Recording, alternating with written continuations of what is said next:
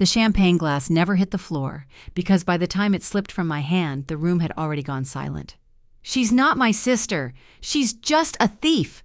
Lena spat into a sea of flashing cameras at the gala, her designer heels planted like she owned the damn world. And my mother? She didn't flinch, didn't speak, just stood there as if my humiliation was expected, as if I deserved it. But what shattered me more than Lena's public betrayal was my mother's silence.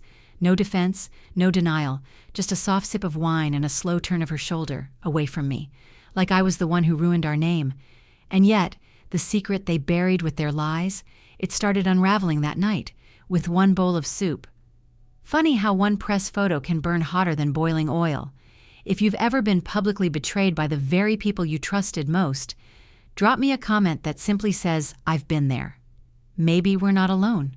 And just like that, the memory slammed back, of bleach-stung fingers, the smell of tomato soup, and the sound of my mother's heels echoing through Bennett's kitchen. 3 years earlier, I was 8 years old the first time I realized the kitchen wasn't just a place where food was made, it was where secrets lived. My mother's restaurant, Bennett's, sat on a quiet suburban Chicago street, but once you stepped inside, it felt like the heart of the city. The air was thick with the scent of simmering tomato soup, the one dish that had people lining up outside in the dead of winter. Steam rose from giant steel pots like ghosts drifting toward the ceiling, clinking pans punctuated the hum of voices, and somewhere beneath it all, I could hear the muffled sound of my mother's heels against the tile floor, sharp, quick, always in control. I spent most of my evenings there, a rag in one hand, a chipped bus bin in the other, weaving between tables. I was small enough to slide past busy servers without them noticing. My hands stung from wiping down surfaces with bleach water, but I kept going, telling myself that if I worked hard enough, maybe one day she'd look at me the way she looked at her customers. They got her warm smile, her easy laugh, the stories about our family's proud culinary legacy. I got instructions barked across the kitchen. "Wipe faster, Clara, corners too." Her voice was crisp, her eyes never softening when they met mine, and yet minutes later, I'd watch her bend down beside a table, resting a hand lightly on a stranger's shoulder, telling them about how her grandmother had taught her to make soup from scratch in the old country. The way they leaned in, eyes wide, I almost believed her myself. But I knew the truth. At least, my version of it. I'd never once seen her teach anyone that recipe. Not me, not anyone. Her office was a cramped little room behind the walk-in freezer, dimly lit by a single desk lamp that flickered whenever the fryer was running. In the corner sat a safe, big and black, its keypad worn from use. She never left it open, not even for a second. Sometimes I'd catch her slipping a leather-bound notebook inside, her body angled to block my view. The first time I asked her what was in it, she didn't even look up from her paperwork. "You're not ready to know." That was it. No explanation. Just the cold slam of a door between us. I told myself I didn't care. I was a kid. I wanted to play, not cook. But the truth was, every time I saw that safe, a knot of curiosity tightened in my chest. What could be so important she couldn't even tell her own daughter? Was it money? Secret recipes? Something worse? One night, after closing, the restaurant felt different, quieter. The usual hum of refrigerators was there, but the voices, the clatter, the rush were gone. I was stacking chairs on tables when she called me into her office. She was sitting behind the desk, the safe looming beside her like a shadow. In her hands was a small box, velvet and worn. She slid it toward me. "This is for you," she said, and her tone was strange, neither warm nor cold, just measured. Inside was a silver locket, cool and heavy when I picked it up. The metal caught the dim light, throwing tiny glints across the walls. "It holds a piece of me," she said. "Keep it safe." I waited for her to explain. What piece? Why now? But she didn't. She just watched me, unreadable, until I nodded. That locket sat against my skin like a promise I didn't understand. Sometimes when the restaurant was alive with noise and smells, I'd reach up and touch it, pressing it into my palm.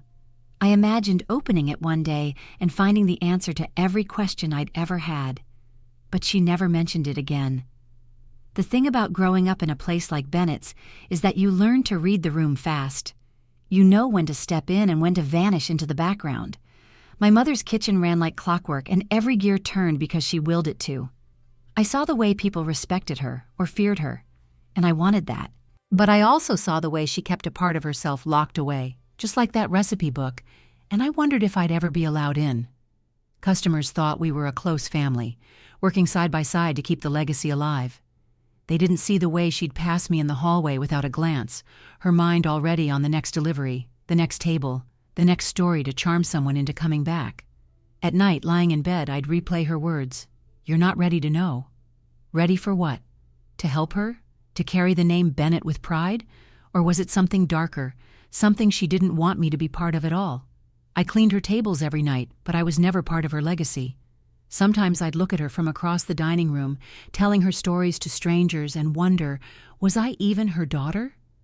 That question stayed with me long after the scent of tomato soup faded from my hair, long after the lights in Bennett's went dark for the night.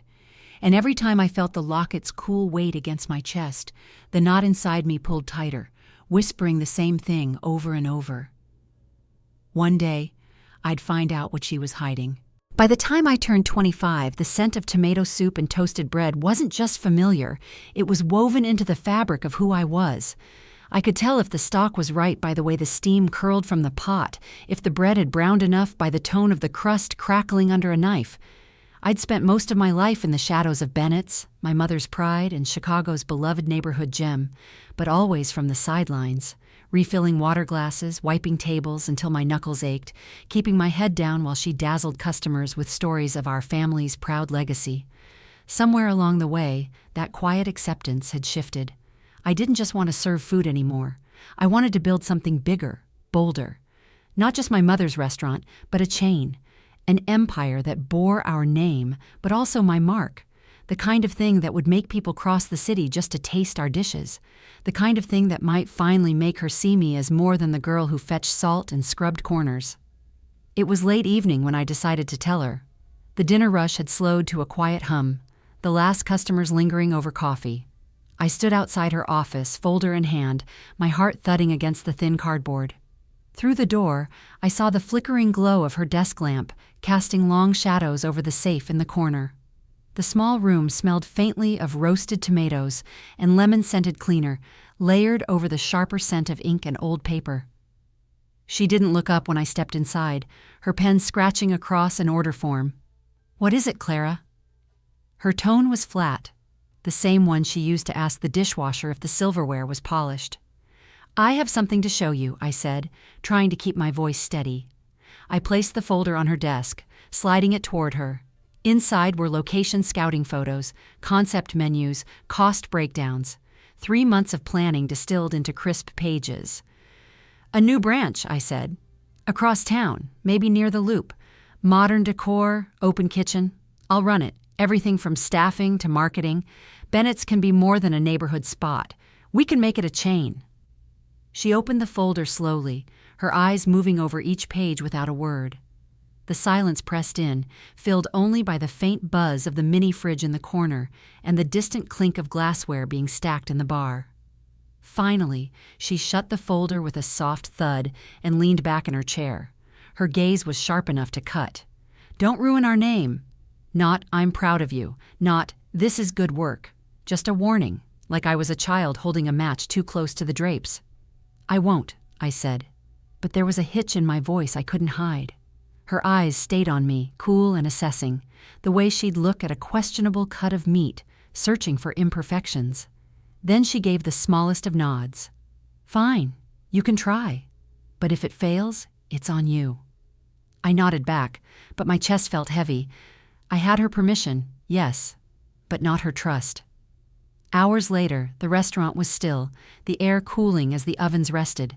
I came back to her office to grab my bag, the lamplight still burning. Her desk was cluttered as always, receipts half stuffed into envelopes, menu drafts, a grease-stained calendar. As I reached for my bag, I noticed one of the lower drawers was slightly ajar. Something about that narrow gap pulled at me. I crouched down and eased it open. Inside, under a stack of old order forms, was a bundle of envelopes tied together with a fraying ribbon. The paper had yellowed, its edges curled, and they carried a faint, oily scent, like they'd been sitting near a fryer for years. I slid one free. The handwriting on the front was careful and deliberate, the ink faded to a soft gray. Addressed to her, dated almost 20 years ago. My pulse quickened as I unfolded it. It was short, just a few lines, but the words gripped me instantly. We cannot reveal the truth about the recipes, not now, not ever. The consequences would be too great. No signature, no return address. I read it again, my eyes snagging on the final words. Not ever. A chill rippled through me. What truth could be so dangerous it needed to be hidden forever? And why did I feel, in my gut, that it had something to do with me? My gaze flicked to the safe in the corner, the one I'd stared at countless times as a child. The keypad caught the lamplight, winking like it knew every answer I didn't. Was this letter tied to whatever was inside? Footsteps in the hallway broke my trance. My heart lurched. I slid the letter back into its envelope, returned it to the bundle, and pushed the drawer shut just as my mother appeared in the doorway. "Still here?" she asked, her eyes narrowing slightly. "I was just leaving," I said quickly, forcing a smile and slipping past her. Outside, the night air was crisp against my skin, carrying the scent of distant rain on concrete. The city lights glimmered like promises in the distance. For a moment, I saw the life I wanted, my name on the sign, my menu in people's hands, my restaurant filled with the hum of satisfied customers. But the letter's words gnawed at me. I'd always believed that proving myself in business would be the hardest part of earning her respect. Now I wasn't so sure. Maybe the real challenge wasn't building the new branch, it was unearthing the secret she'd been guarding for decades. If I could make this work, maybe she'd finally see me as her equal. Maybe she'd even tell me the truth. Or maybe, just maybe, I'd have to drag it into the light myself. The morning light poured through the restaurant's wide front windows, catching on every polished glass and chrome surface until the whole dining room glimmered. The scent of fresh bread lingered from the early baking, blending with the darker aroma of brewed coffee. It should have felt warm, welcoming. Instead, there was a tension in the air thick enough to taste. I had spent half the night at my kitchen table, the lamplight spilling over pages of notes, reworking my numbers, perfecting the menu draft, tightening the marketing plan for the new branch. By dawn, my head was buzzing, my pen ink-smudged, and my folder stacked neatly with what I believed was my best shot at winning my mother's full support.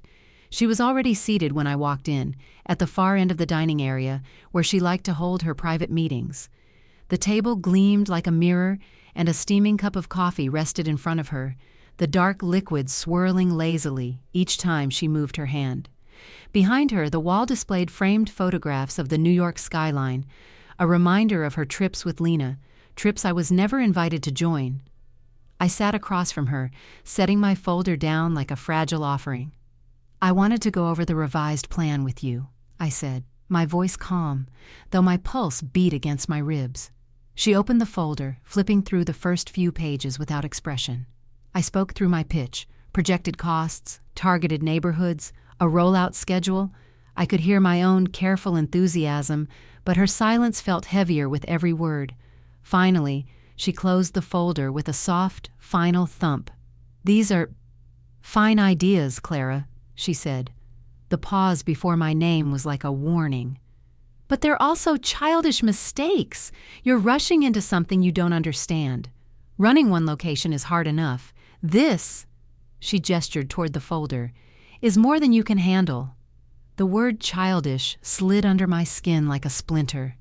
I had been ready for skepticism, maybe even a lecture, but that single word reduced months of work into nothing more than a child's scribbles.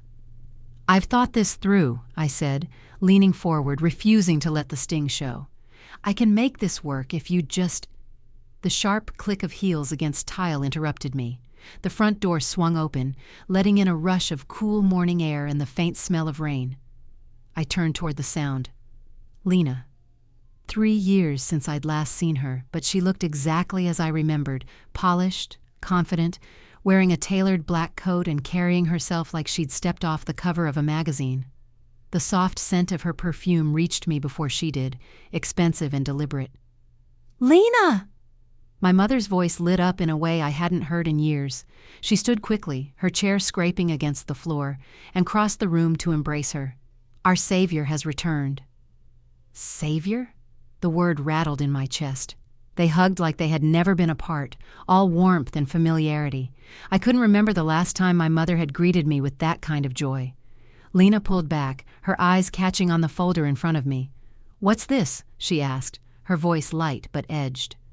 "My plans for a new branch," I said, forcing my tone to stay even.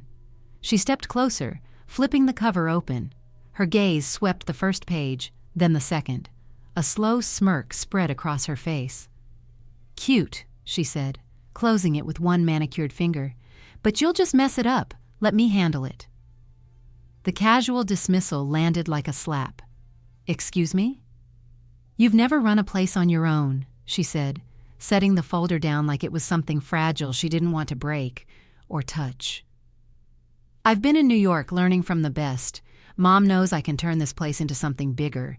You should focus on what you're already doing." I looked to my mother, waiting for her to step in, to defend me. She didn't. She just sat back down, sipping her coffee, watching the exchange like it was some business negotiation she'd already decided the outcome of. Why does Mom always choose her? The thought hit hard, sharp. My throat felt tight, but I swallowed it down. I wouldn't give them the satisfaction of seeing me flinch. I leaned back, letting my gaze drop to the table's glossy surface. The light from the window caught my reflection, and in it I saw someone smaller, quieter, compared to Lena's flawless poise. The room suddenly felt colder, the kind of cold that had nothing to do with the weather outside. Lena started talking again, plans for partnerships, supplier deals, modernizing the brand. Each word chipped away at my confidence, but beneath the sting, another feeling stirred. Defiance. She thought she could walk back in after years away and take over. Not this time. I lifted my eyes and met hers. "We'll see who messes it up," I said, my voice steady. Her smirk flickered into something sharper, almost a challenge. She thrived on competition, and I had just stepped onto her field. By the time the meeting ended, my mother was already talking about Lena's ideas, her tone warmer than it had been with me all morning. I gathered my folder and walked toward the door, my fingers tightening on the edges. The moment I stepped outside, the crisp air rushed against my cheeks, pulling the heat from my face. Self-doubt clawed at me. Was she right? Was I in over my head? But beneath it, a quieter, steadier voice answered back. Prove them wrong. I glanced over my shoulder at the restaurant's wide front windows. Inside, Lena was laughing at something my mother had said. Their heads tilted toward each other like co-conspirators. The image burned into me. Whatever came next, I knew I'd have to fight for every inch of ground, and I would. After the last customer left and the front door locked, the restaurant shifted into a different world. The usual chorus of voices, clinking plates, and sizzling pans gave way to the low hum of refrigerators, the slow drip from the espresso machine cooling down, and the faint chemical tang of lemon cleaner hanging in the air.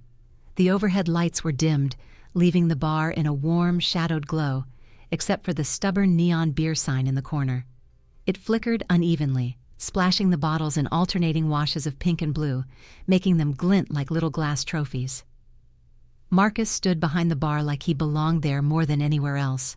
Sleeves rolled up, forearms corded with muscle, movements unhurried but deliberate. He reached for a scoop of ice, the cubes clicking like marbles against the metal shaker, then poured bourbon in a slow, steady stream. The scents around us layered thick, citrus peel twisted until its oils sprayed the air, crushed rosemary releasing a sharp, green note, and the warm, earthy sweetness of smoked wood. Tonight's lesson was a smoked rosemary old-fashioned, and he handled every step like an artist at work. "People remember the experience," he said, placing a glass dome over the drink and flooding it with smoke that curled and danced under the cover. "Not just the taste. You give them a moment they can't get anywhere else, and they'll come back for it." I leaned on the bar, watching the smoke pool around the amber liquid.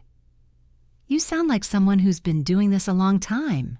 He paused, his eyes lifting to mine for a beat before he set the drink aside.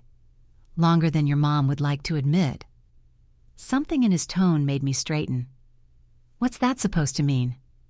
His gaze flicked toward the empty dining room, scanning the shadows as if making sure we were alone. "Your mother fired me once," he said, "back before you could even see over this counter." I blinked. "Fired you? But you've been here for years." "I came back later," he cut in. "Different name on the lease, but same queen running the castle." He gave a humorless smile. "She didn't like me asking questions about her soup." My stomach tightened. "What kind of questions?" He didn't answer right away.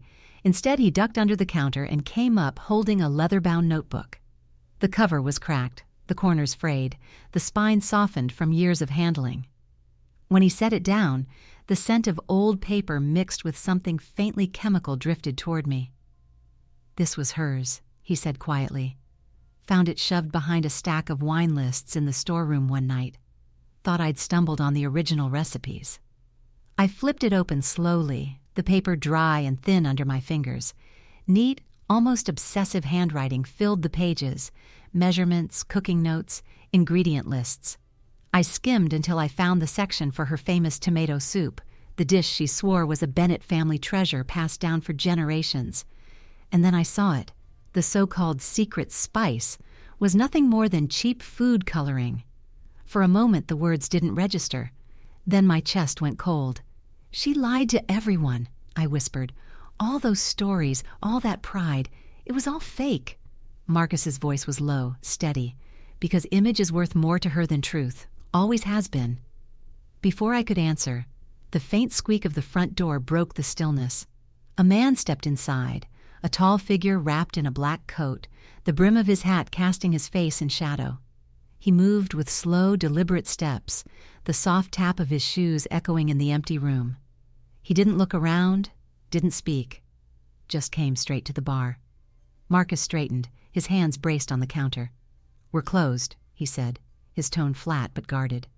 The man stopped just short of the bar. His eyes flicked from Marcus to me, unreadable.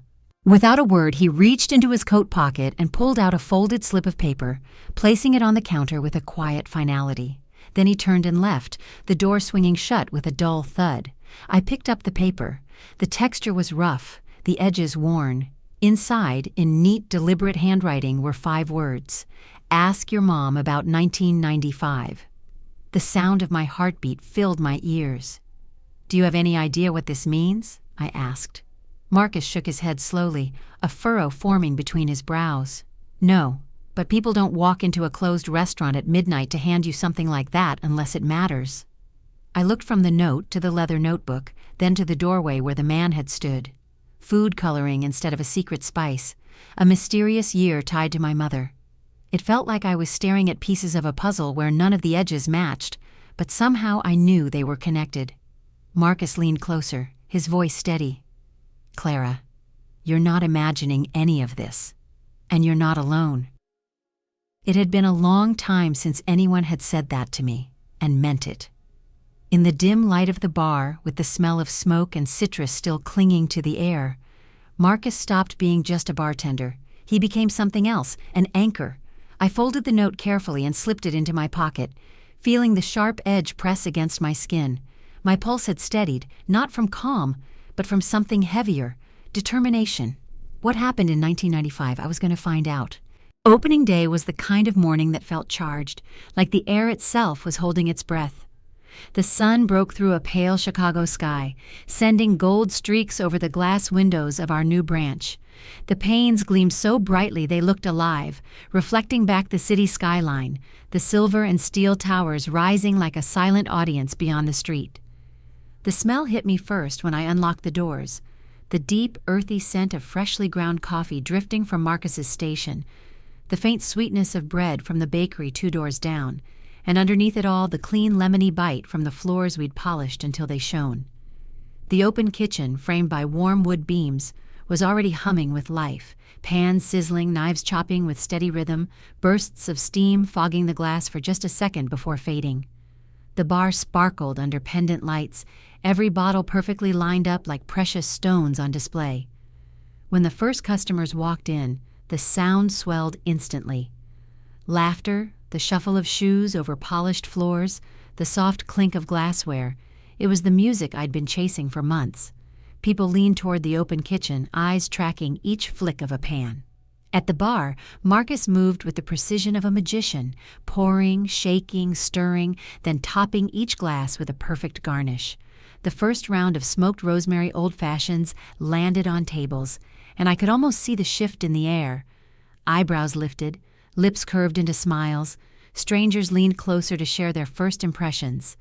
I caught snatches of praise floating back toward me. I've never tasted anything like this.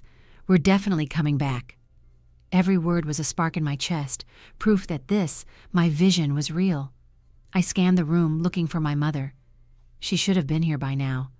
My stomach tightened when I saw instead a flash of blonde hair catching the light. Lena. She walked in like she owned the place, her coat tailored perfectly, her heels clicking sharply against the floor. She didn't even glance at me before a reporter intercepted her at the door. "This isn't our family's legacy," she said, just loud enough to carry. The words hit me harder than I expected. "You don't approve?" the reporter asked, leaning forward. Lena's smile was all polish and precision. "Our name was built on tradition. This modern reinvention, it's not who we are." She tossed her hair, every movement choreographed. "I'm here to make sure people remember where we came from." My hands gripped the edge of the bar until the metal dug into my palms. This was supposed to be my day, my chance to prove I was more than a shadow in her story. But I didn't let it slow me. The crowd kept ordering. Bowls of pasta left the kitchen to soft applause. Seared salmon with lemon butter vanished from plates in minutes, and Marcus's cocktails drew a line 3 deep at the bar. We sold out of 2 signature drinks before the evening rush was over. For a moment, I thought maybe the success would drown her words. But sabotage doesn't always come in shouts. It can come in whispers. The first week, it was small things. A delivery arriving late, a box of fresh basil missing. The supplier was quick to apologize, promising it wouldn't happen again. By the second week, the problems were sharper. Produce arrived limp. Spices I'd paid extra for were swapped with cheap replacements. Orders I'd confirmed somehow changed before shipping. One night after we'd closed, Marcus was wiping down the bar when he said, "You've got someone on the inside slowing you down." I wanted to deny it, but the invoices told their own story, and the only person with the access to change them was Lena. That night the restaurant was silent except for the steady hum of the fridges. I sat at a corner table with receipts spread out like puzzle pieces. My locket pressed against my collarbone, heavier than ever, as if it carried the weight of every secret my mother had ever kept. Anger burned under my skin, but beneath it was something steadier, resolve. The next morning I called the kitchen staff together. "We're adding a new dish," I told them. "A signature soup, something they can't dismiss, something they'll have to acknowledge." Marcus raised an eyebrow, glancing toward my locket. "Soup? Considering the history?" "Yes," I said, my voice steady. "If they want to compare me to the family legacy, I'll give them something better."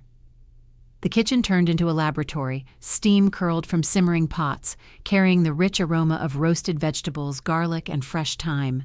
We tested broth after broth, adjusting salt by a pinch, adding a whisper of smoked paprika, letting flavors meld until they wrapped around the tongue in layers. The sound of ladles stirring became a heartbeat that carried us late into the night. Every evening, I left smelling of pepper and herbs, my hands rough from constant washing, my clothes warm from standing over the stove. And every night, the soup came closer to what I envisioned, rich, comforting, unforgettable. When I finally set the finished bowl on the counter, its steam curling in delicate spirals, I knew this wasn't just food. This was my answer. I built this, and they're tearing it down. I won't let them win. How far would Lena go to stop me? I was about to find out. The night of the VIP tasting felt like the culmination of every late night, every burned fingertip, every recipe rewritten until my hands ached. The event hall shimmered under a canopy of low amber lights, their glow bouncing off crystal glasses and polished silverware. Crisp white linens dressed each table, the napkins folded so sharply they could have cut paper. The air carried a heady blend of perfume, wine, and the faint, lingering scent of rain from outside. Whenever the doors opened, Chicago's night sounds drifted in. Muffled car horns, the distant rumble of the L train, the soft hiss of wet tires against slick asphalt. In the open kitchen, the heat from the stoves wrapped around me like a second skin. Waiters moved in a steady rhythm, balancing steaming bowls on trays as the rich aroma of my signature soup filled the air. This dish wasn't just food, it was a statement, a declaration to Lena, to my mother, to every person who thought I was just borrowing a legacy I hadn't earned. Tonight, I would prove I could build my own. The first course went out like a wave, table by table. I stood near the kitchen doors, heart drumming against my ribs, watching faces as the soup landed in front of them. At first, there were only polite sips and murmured comments. But then, tiny fissures began to crack through the scene. A man at the front table dipped his spoon once, then frowned, his lips pressing into a thin line. The woman beside him tried hers and reached immediately for her water glass. At the center table, a guest quietly pushed her bowl aside, her smile frozen in place for the benefit of her companions. Then came the moment that made my stomach twist. A sharply dressed man leaned over his bowl, took a mouthful, and spat it discreetly into his napkin. His eyes darted around, checking if anyone had noticed, but I had. My pulse hammered as I slipped back into the kitchen, my shoes squeaking faintly against the tile. I yanked open the container of base stock, expecting the dark, aromatic broth I'd perfected over weeks. Instead, a pale, thin liquid stared back at me. The smell was wrong, flat, hollow, missing the deep, savory notes that should have been there. I dipped a spoon in and tasted. It was nothing but boiled vegetables and water. My recipe had been gutted. Marcus appeared beside me, his brow furrowing as he peered into the pot. "This isn't what we made." "No," I said, my voice tight. "It's not." He scanned the counter, grabbing the supply invoice. "Look at this. The spice order. It's completely different. And this," his finger jabbed at the signature line, "was approved by Lena." The name hit me like a slap. I had suspected her before, but this was undeniable. She'd set me up to fail in front of the most influential guests I'd ever served. I gripped the edge of the counter, fighting to keep my voice steady. "They'll write about this. This is exactly the kind of thing she wants, to make me look incompetent." Marcus met my eyes, his voice low but firm. "Then we fix it. Tonight." There was no hesitation in him. He pulled out his phone, dialing fast. Two of our servers slipped out into the rainy night minutes later, the side door swinging shut behind them with a metallic thud. I paced the kitchen, the hum of conversation beyond the doors growing sharper in my ears, every laugh feeling like it was aimed at me. When the servers returned, their arms were loaded with fresh herbs, the correct spices, and high-quality stock. We moved like a machine under pressure. Pots slammed onto burners, water hissed against hot metal, the air transforming from stale to intoxicating as the right ingredients bloomed in the heat. I worked by instinct, tasting and adjusting, my hands steady despite the churn in my chest. Marcus ladled the finished soup into fresh bowls, the steam curling upward in fragrant ribbons. The servers whisked them out, and we waited. The first clink of spoons, the first murmurs of surprise, it was enough to make my shoulders ease. Guests who had abandoned their earlier bowls now leaned forward for second tastes. A man raised his glass toward the kitchen door, and though it wasn't the roaring victory I'd imagined, it was enough to keep us standing. When the last guest left, the hall felt cavernous, the echoes of their voices fading into the hum of the city outside. I stepped into the night, the air sharp and cool against my skin. The rain had stopped, but puddles still reflected the streetlights, breaking into ripples as the wind passed over them. That's when I saw him, the man in the black coat, the same one who'd slipped me that note about 1995. He leaned casually against a lamppost, the collar of his coat turned up, his face half in shadow. He didn't say a word when I approached. Instead, he reached into his coat, pulled out a small, weathered envelope, and placed it in my hand. Then he walked away, his footsteps swallowed by the wet street, his figure vanishing into the Chicago night. I stood under the lamplight and opened the envelope. Inside was a photo, dated 1995, in faded ink. My mother stood beside a man I didn't recognize. They weren't smiling. The air in the picture felt tense, heavy. Across the bottom, scrawled in black marker, were 5 words. "Where's the real recipe?" The letters seemed to pulse against the paper. Real recipe. My mind flashed to the notebook Marcus had shown me, to the cheap food coloring masquerading as her secret spice. If that wasn't the real one, then what was? And who was this man with her? Marcus stepped outside, jingling the keys as he locked up. His gaze caught the photo. "You know him?" I shook my head, still staring at the image. "No, but someone wants me to." The night air was cold, the damp from the pavement seeping into my shoes, but beneath it all, my resolve burned hotter than ever. Lena wanted me to fail, but someone out there knew the truth, and I was going to find it. Who was in that photo with Mom? It was well past midnight when I found myself alone in the back office. The air was still, heavy with the faint smell of paper, ink, and the lingering traces of garlic and roasted meat from dinner service hours earlier. A single desk lamp threw a pool of warm light across the room, leaving the corners in deep shadow. The silence was so complete I could hear the faint ticking of the wall clock and the distant hum of the refrigeration units in the kitchen. My pulse beat in my ears as I stared at the safe, half hidden behind the cabinet.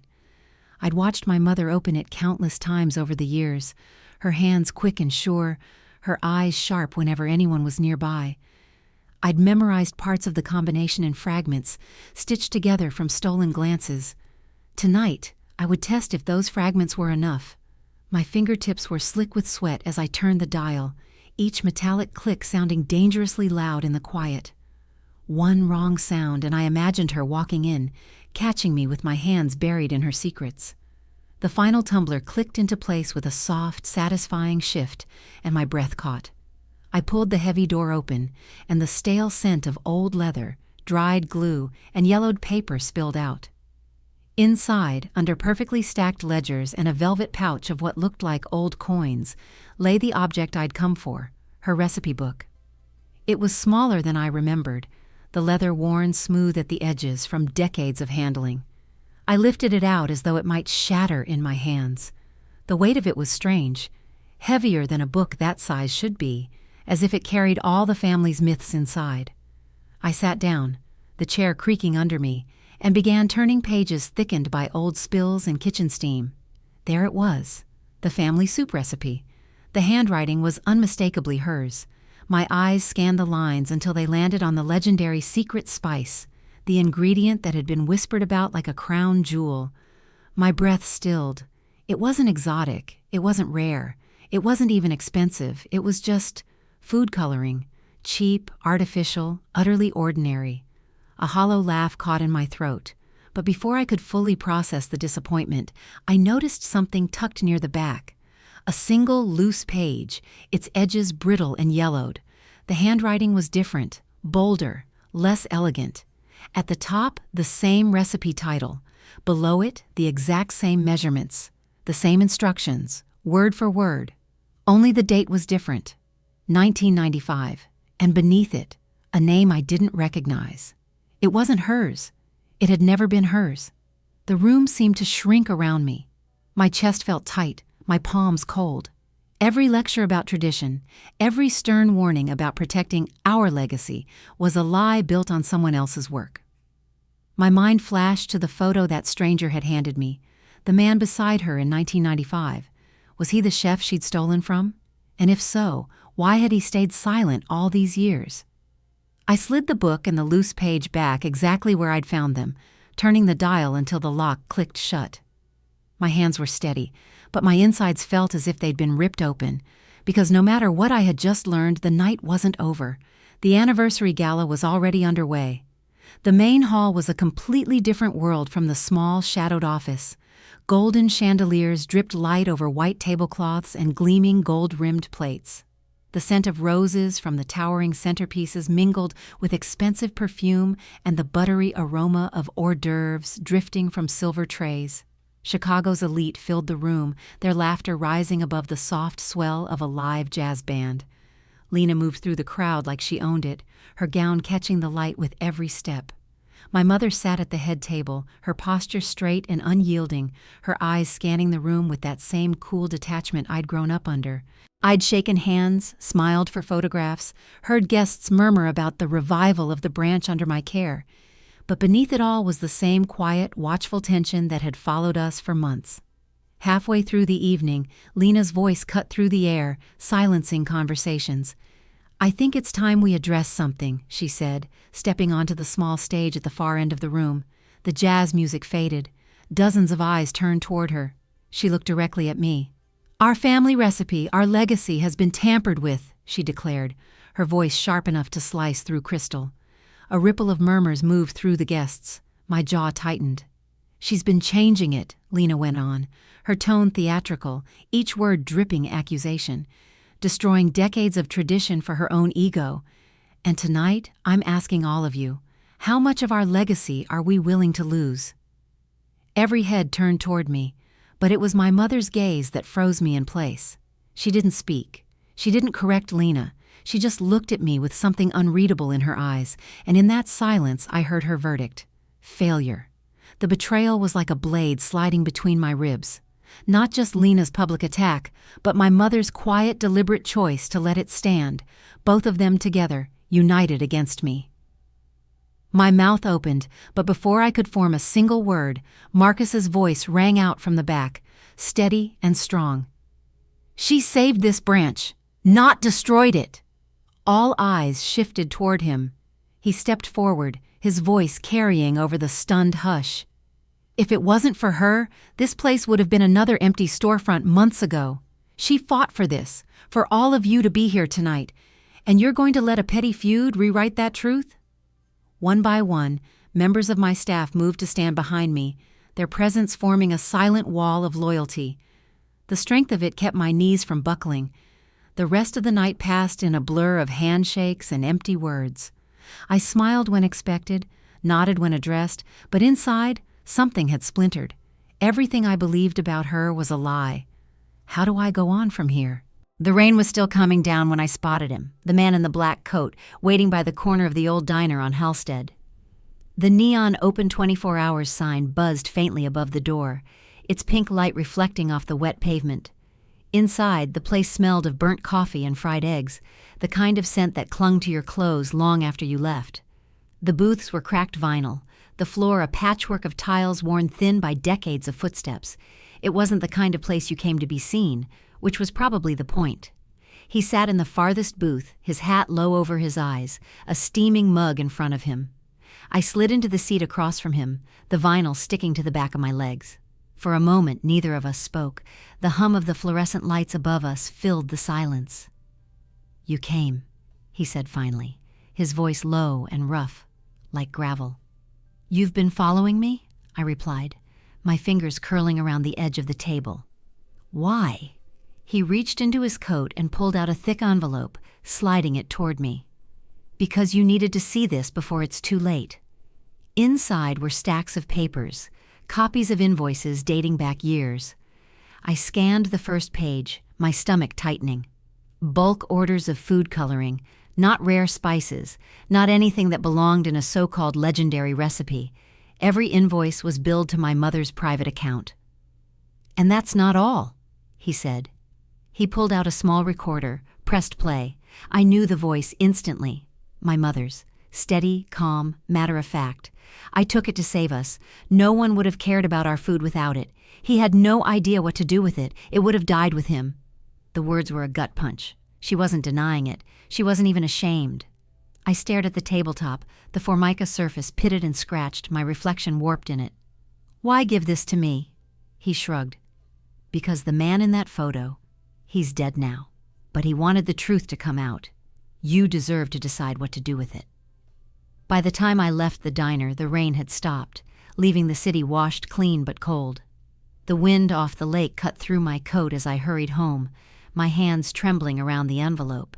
In my apartment, I dropped everything onto the desk, papers spilling, the recorder landing with a dull thud. My eyes fell on the locket lying there, its chain tangled. I picked it up, the metal cool against my skin, and for the first time I pried it open. Inside, folded so small it was barely more than a scrap, was a note. The paper was fragile, the ink faded but still legible.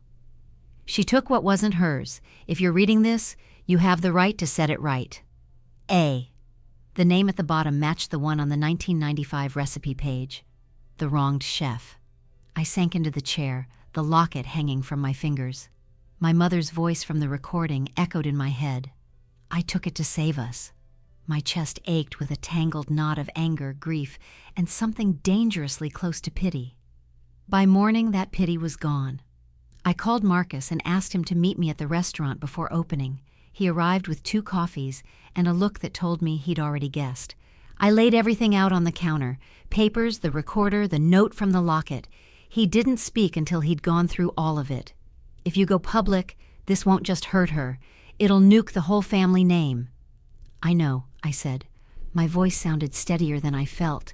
But if I stay quiet, I'm just part of the lie. The staff trickled in as we talked, and before long they were gathered around, listening. No one walked away.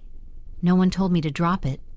Instead, they started throwing out ideas: who to invite to the press event, how to control the narrative before Lena could twist it again, where to hold it so the media couldn't be shut out. Marcus leaned forward, his palms flat on the counter. "You're not doing this alone. We'll make sure they hear your side, the real side." I looked at each of them, the people who had stood behind me when my own family hadn't. Their loyalty was a lifeline, pulling me back from the edge. But I couldn't ignore the cost of what I was planning. This wasn't just about proving I was right. This was about tearing down everything my mother had built, even if it was on stolen ground. The truth would scorch everything in its path. That night, lying awake, I replayed the recording in my mind over and over. I took it to save us. She believed that. And maybe once she had been saving us. But now she was just saving herself. The decision hardened in my chest like cooling steel. The press event would happen. The evidence would be laid out in front of cameras, reporters, and anyone who cared to listen. My mother's reputation would shatter, and with it, the lie I'd been raised on. Staring at the ceiling in the dark, I asked myself the question that had been circling me all day. Can I destroy her to save myself? The coffee shop was the kind of place where time seemed to slow, where the air was thick with the scent of fresh espresso and cinnamon, where steam rose lazily from mugs, as though in no hurry to leave. Outside, Chicago bustled in its usual winter rhythm, cars crawling through slush, buses hissing at every stop, people tucking their chins into scarves as the wind clawed at them. I sat in a corner booth by the rain-speckled window, tracing the condensation with my fingertip, trying to quiet the storm in my head. The bell above the door chimed. I didn't need to look up to know it was him, the man in the black coat. This time, without the night to cloak him, his features were sharper. Lines creased his face in a way that spoke not just of age, but of decades of carrying something too heavy to set down. He approached without hesitation, slid into the seat across from me, and placed his worn leather gloves on the table. "I owe you the rest of the story," he said, his voice low, like every word was something that could bruise. I wrapped my hands around my coffee, the heat seeping into my palms, steadying the cold knot in my chest. "Then tell me." His eyes searched mine for a beat before he leaned back, letting the steam from his mug curl between us. "I was friends with him, the chef your mother stole the recipe from. We met in culinary school. He was brilliant, stubborn, and terrible at business. Your mother, she saw his gift and his weakness." His jaw tightened. After she took it, he never recovered. It wasn't just his career that died. It was him. He spent the rest of his life chasing scraps of credit, but doors stayed shut. People remembered his soup, but under her name. I pictured the man in the faded photograph, standing beside my mother, his eyes shadowed. "And you've been following her for 20 years? "Following, documenting, waiting," he said. "I thought the truth might die with him, but then I saw you, her daughter, running the restaurant, carrying her name, and I thought, maybe you'd want to know before you became her." The words landed like stones in my stomach. For a moment, the coffee shop noise, cups clinking, milk frothing, soft jazz humming, fell away, replaced by the faint tapping of rain against glass. And then, without warning, the memory came. I was 7 years old, my pajama sleeves dusted with flour from an afternoon in the kitchen.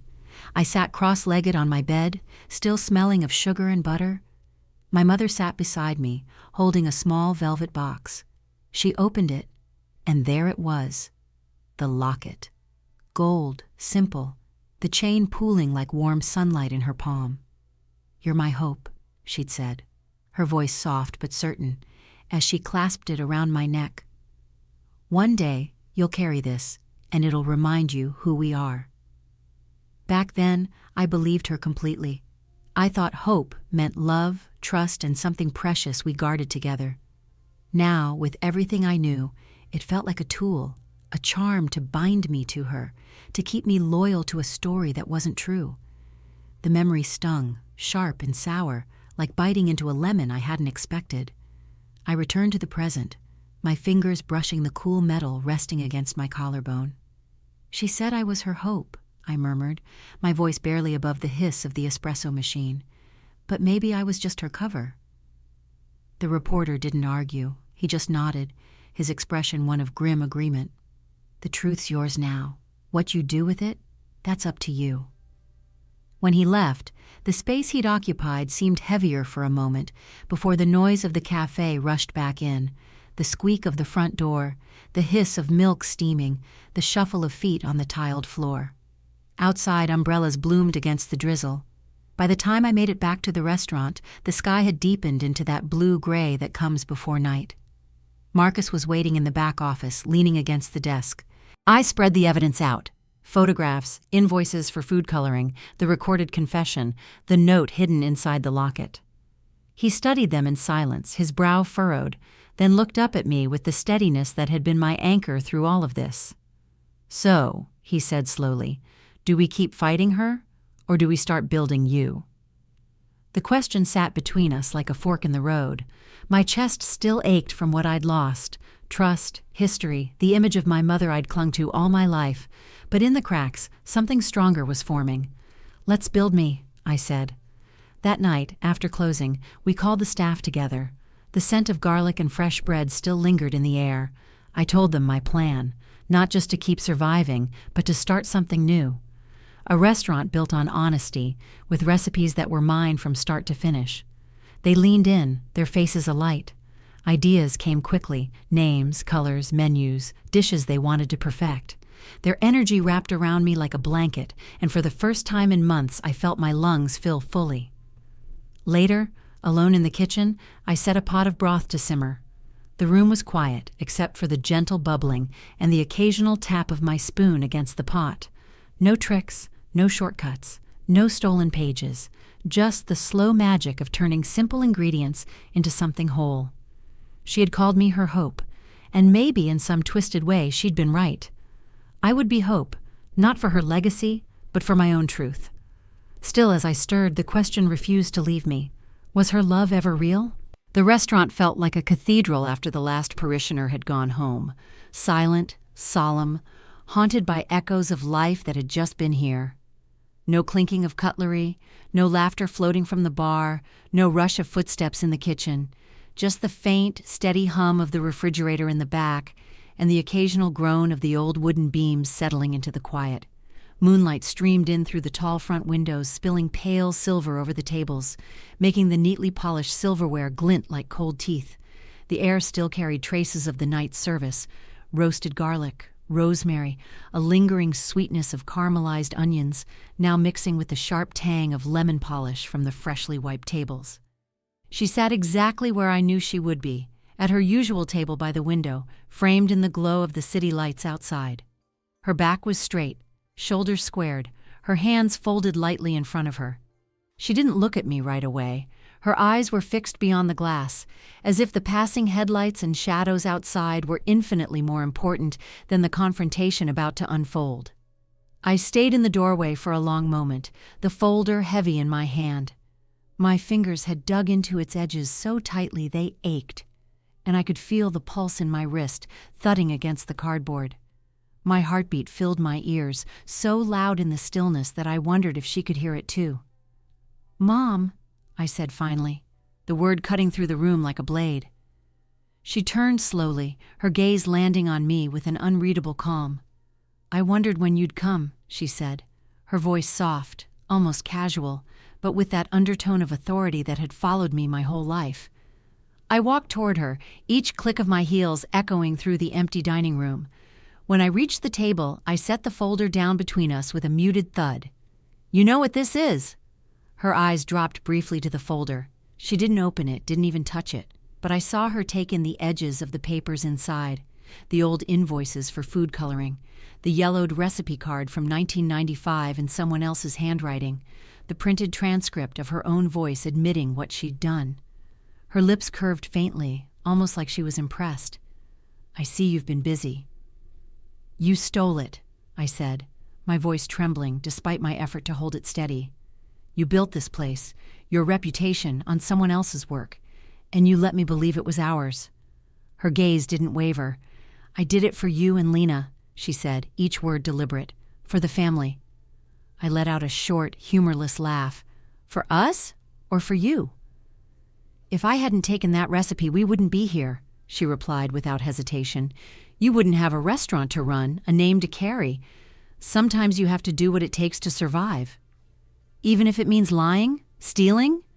My voice rose, then cracked under the weight of it. "That's your definition of survival?" Her expression hardened. "That's what I call winning." The moonlight caught the chain around my neck, and instinctively, my hand went to the locket. The metal was warm against my skin, familiar under my fingertips. A memory flickered, her years younger, kneeling in front of me on my bed, fastening it around my neck, whispering, "You're my hope." Back then, those words had felt like love. Now they felt like a chain I'd been dragging for years. "I thought I was protecting what we had," she said, her tone softening but her face unyielding. "And I thought one day you'd understand." "I do understand," I said, my voice low but steady. "I understand you'll never change." The silence that followed was thick, almost physical. The hum of the refrigerator filled the gap where there should have been warmth, connection, anything. Her eyes stayed locked on mine, as cold and still as the moonlight between us. I pushed the folder toward her. "Keep it, or burn it. Either way, it's not mine to carry anymore." I rose, the chair legs scraping softly against the polished floor. The locket lay heavy in my palm now, the chain slipping through my fingers. For a moment I thought about unclasping it, setting it down on the table between us, leaving it there as the final severing of ties. But I couldn't. Not yet. My hand closed around it instead, the metal pressing into my skin. Her eyes followed me as I walked toward the door. "You're making a mistake," she said, her voice calm, confident. I stopped with my hand on the doorknob, turning just enough to meet her gaze. "No," I said, "I'm finally making my own choice." Outside, the night air wrapped around me, crisp, sharp, almost electric. I took a deep breath, the cold cutting through the heaviness I'd been carrying. The street was nearly empty, the only sounds the faint rumble of a passing train and the soft hiss of a bus down the block.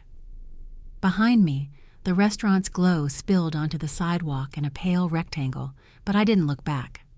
Freedom doesn't always feel light. Sometimes it feels like tearing away a piece of yourself you've worn so long it's become your skin. But under the ache, something steady had taken root. She built this on lies, but I won't. I'm done chasing her approval. And yet, as I walked into the darkness, the locket warm in my hand, one question clung to me like a shadow I couldn't shake. Can I let go of her completely? The first thing people noticed when they stepped inside was the light, warm and golden, spilling from strings of bulbs that looped across the ceiling like a net of captured stars. It washed over polished wood tables and gleamed off copper fixtures, making every corner glow. The open kitchen was alive with movement, the hiss of scallops hitting a hot pan, the sharp chop of knives on cutting boards, the low hum of voices calling orders. Outside the wide windows, the Chicago skyline sparkled against a velvet night, the city lights blinking like they were in on the secret that something new had taken root here. The air was thick with the scent of roasted garlic, slow-simmered tomato sauce, and bread just out of the oven. It was the kind of smell that wrapped around you, made you feel like you belonged, even if you'd never been there before. I'd built this place from scratch, not just the walls and the menu, but the spirit. No stolen recipes, no shadows of someone else's work. Every dish that left my kitchen had my hands in it, my seasoning, my timing, my story. It had been 6 months since I walked out of my mother's restaurant for the last time. 6 months of scraping together savings, working through sleepless nights, and writing recipes until my fingers cramped. Marcus had been there through every misstep, every failed trial batch, every quiet victory that no one else saw. Now, as I watched him weave through the crowd, checking on tables, laughing with the servers, I caught his eye. His grin said everything. You made it. I was plating a dish of ricotta gnocchi at the pass when the air shifted. She was there, Lena, standing just inside the doorway framed by the glow of the street outside. She looked exactly as I remembered. Perfectly tailored coat, sleek hair, boots that probably cost more than my oven, but her posture gave her away. Shoulders slightly hunched, hands twisting in front of her like she was bracing herself. When her gaze landed on me, she smiled. It was small, tentative, the kind of smile that could vanish with one wrong word. She walked toward me, her eyes flicking over the tables, the people, the atmosphere I'd built without her. "Wow," she said softly, glancing around. "It's beautiful." "Thanks," I replied, keeping my tone even, my hands still moving as I wiped down the plate's rim. "I'm sorry," she blurted, her voice catching. "About everything. I shouldn't have taken Mom's side. I didn't know what else to do." I set the plate aside and met her eyes. "Why are you here, Lena?" She hesitated, then sighed.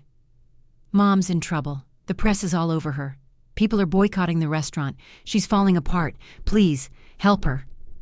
There it was, the real reason.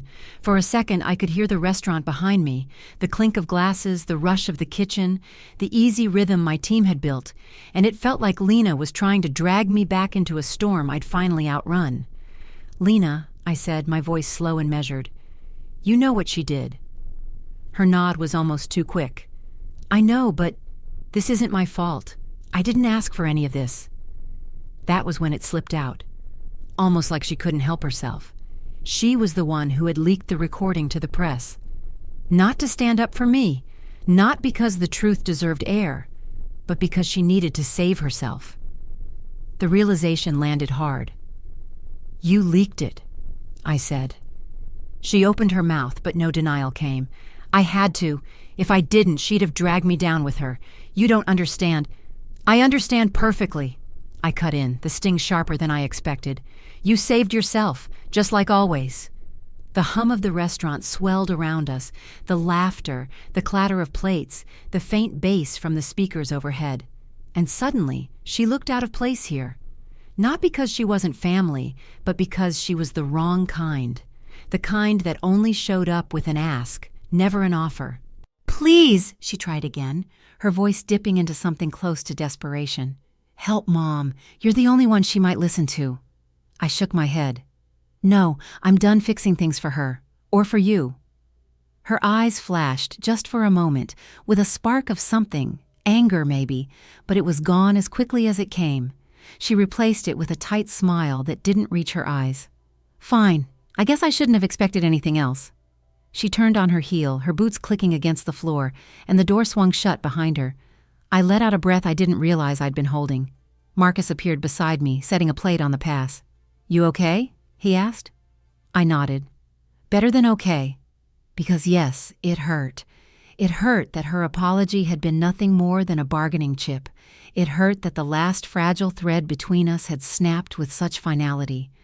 But as I looked around, at the light, at the food, at the people who believed in what we'd built, I realized she couldn't touch me anymore. This place was mine, these people were mine, and every inch of it had been earned. No shortcuts, no lies. Maybe one day I'd forgive her, or maybe I wouldn't. She tried to break me again, but I'm stronger now. This is my legacy. The stage lights poured over me in a golden wash, hot against my skin, making the crowd beyond the platform shimmer like a restless sea. The Chicago Food Festival buzzed with life all around, rows of stalls draped in bright fabric, the air thick with the smell of sizzling tacos, smoky barbecue, and sweet caramel corn. A warm breeze carried bursts of laughter between tents. Behind it all, the skyline stretched high and dark against the fading dusk, windows winking like scattered stars. Somewhere off to the side, a jazz trio played, the lazy slide of the saxophone melting into the hum of voices. I stepped up to the microphone, my fingers brushing the smooth, cool wood of the podium. It felt solid under my hands, like something I could lean on if my knees gave out. A ripple moved through the crowd, a low murmur of anticipation. In the front row, Marcus caught my eye. His arms were folded loosely across his chest, but his gaze held me steady, as if telling me without words, "You're exactly where you're meant to be." In my pocket, the letter was a small, dense weight pressing against my leg. The ivory envelope was still sealed, the edges worn slightly from being handled over and over. I'd carried it for months, never opening it. I told myself I was too busy, but that wasn't true. The truth was, I didn't know if I could handle what it might say, or not say. I drew in a slow breath, tasting the faint tang of grilled peppers from a nearby booth. "Thank you," I began, my voice steady despite the pulse drumming in my ears. When I first started cooking, I thought legacy was something you inherited. A name, a reputation, a story passed down like a recipe card, worn and trusted. I thought it was given to you by the people who came before. I paused. The crowd quieted, the sizzling and chatter from the food stalls dimming into the background. But I learned the hard way, that's not true, I continued. Legacy isn't given, it's built. And the building? It's slow, it's hard. Sometimes it's lonely, but it's the only way it belongs to you. I could feel them leaning in now, listening. I built mine from the ground up, I said, my words rolling out like I'd been waiting to speak them for years. Not on someone else's stolen recipes, not on lies whispered in the dark. Every dish in my restaurant has my fingerprints on it. It's my mistakes that shaped it, my stubbornness that kept it alive. And yes, it took longer. Yes, I lost people I thought I couldn't live without. But standing here now, I can tell you, it's worth it. My throat tightened. For a moment, I thought my voice might crack, but I swallowed and kept going. I know what it's like to be betrayed by the people you trusted most. I know what it's like to have your worth questioned by the very voices you hoped would believe in you, and I know the weight of carrying their doubts, like stones in your pockets, dragging you down every time you try to rise. The breeze shifted, lifting strands of hair across my face. My free hand went instinctively to my pocket, feeling the shape of the letter. I thought of her handwriting on the front, of how many times I'd imagined the words inside. I don't need her words to stand tall, I told myself again. But what if they change everything? I looked back at the crowd. Here's what I've learned, I said, the microphone catching the firmness in my voice. You have to trust yourself, even when family turns away, even when the closest voices tell you you're not enough. Trust yourself anyway. The silence that followed was thick, electric. Because family isn't just blood, I went on. Family is the people who show up for you without keeping score, the ones who believe in what you're building, not just in what they can take from it. And if you lose people along the way, maybe they were never yours to keep. Somewhere in the middle rows, someone began clapping. It spread like a ripple on water, until the whole crowd was on their feet, the applause rolling toward me in waves, warm, loud, alive. It hit me in the chest, pushing out a breath I didn't know I'd been holding. I smiled, letting it wash over me, though deep down, the envelope still thudded like a second heartbeat. I thought of the night I walked out of her restaurant for the last time, of Lena's brittle smile before she turned away, of every time I'd chased her approval, only to find the ground give way beneath me. All of it had carried me here, to a stage where my name was mine, my work was mine, my legacy was mine. When the cheers faded, I leaned into the mic one last time. If this story hit you, share it with someone who needs to hear it. Subscribe for more stories of standing tall, and drop a comment about who you're fighting for. The roar came back, stronger than before, and I stepped away from the podium, my chest tight with something that was almost pure pride, but carried a shadow of something else. Later, as the crowd thinned and the festival lights above swayed in the evening breeze, I reached into my pocket. My fingers found the letter, smooth and cool, the faint raised loops of her handwriting brushing my skin. I traced them slowly, memorizing every curve without breaking the seal. I could open it right now. The answer to a question I'd been carrying my whole life might be inside. Did she ever love me in a way that mattered? Or had I been chasing something that never existed? But the skyline glittered beyond the tents, and the laughter of strangers swirled around me, and I stayed still. Maybe some truths are heavier than the not knowing. I slid the envelope back into my pocket. My restaurant was still lit up across the city, my team likely closing down the kitchen. Tomorrow, I'd be back at the stove, doing the work I built with my own hands. I didn't have her words, but I had mine. I had my work. I had my life. And maybe that was enough, or maybe I'd find out one day.